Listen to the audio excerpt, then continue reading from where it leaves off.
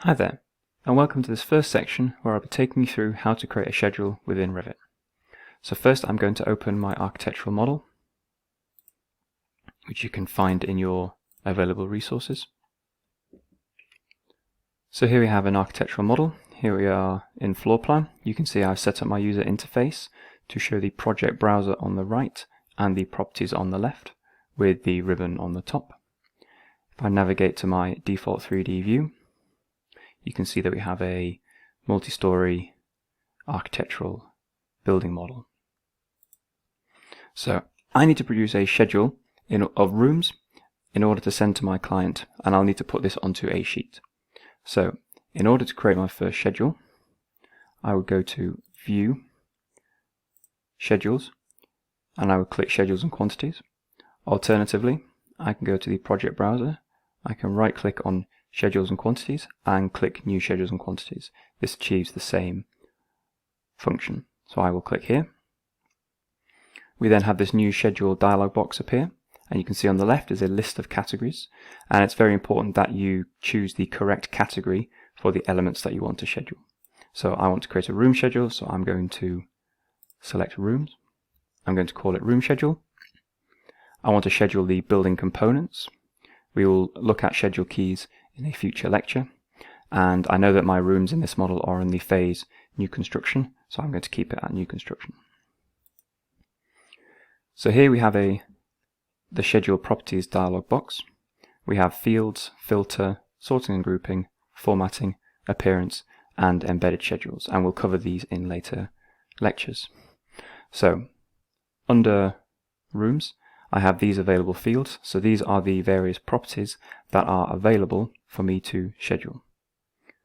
In order for me to add the relevant properties to my schedule, I need to move them from this available fields column here into these schedule fields column in here. So to do that, I would just simply select the field. So I know I want to have the level field, so I will click level and I will click the add parameter button. I know I also want department, and I also want name, so I can click hold down control and select name, and I also want the area.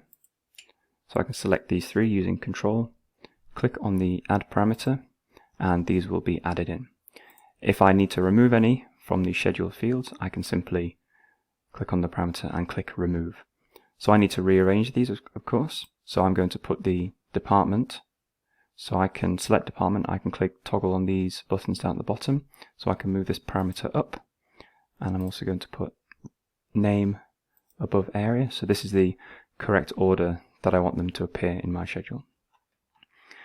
So we'll look at additional properties and settings within the fields in later lectures, but for now, if I just click OK,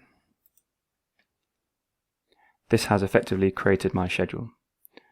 So you can see that the schedule has now appeared under the schedules and quantities in the project browser. If I click on the little plus sign next to schedules and quantities, you'll see it has appeared here. And you can see how each column represents the columns and the fields that I picked in the Fields tab. So you can see we have the level, we have the department for each room, we have the name of the room, and we also have the area. So you'll see on the left we also have the properties of the schedule. We have the view template, we have the view name, we have the phase, and we have these additional properties down here, which we will cover in the upcoming lectures. We'll be looking at the basic aspects of the filter, sorting, grouping, formatting, and appearance, and leaving some of the more advanced settings and functionality, including embedded schedules, to section 2. So if you would like to skip this first section and move straight on to section 2, please feel free.